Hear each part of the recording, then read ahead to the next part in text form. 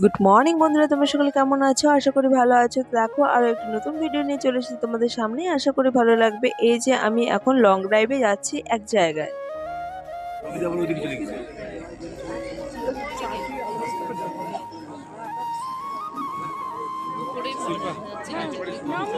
নামছি না।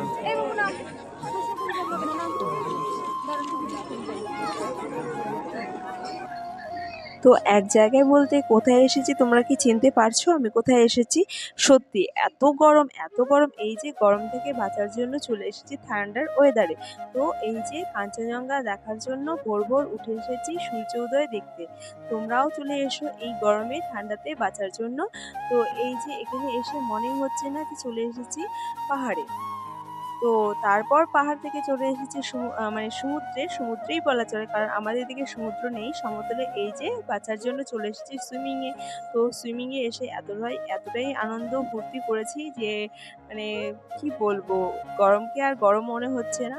তারপর এই যে বিকেলে বাঁচার জন্য চলে এসেছি গাজলডোবায় ভোরের আলো। তো এখানে এসে এতটা ঠান্ডা ওয়েদার, এত পরিবেশটা স্নিগ্ধতা।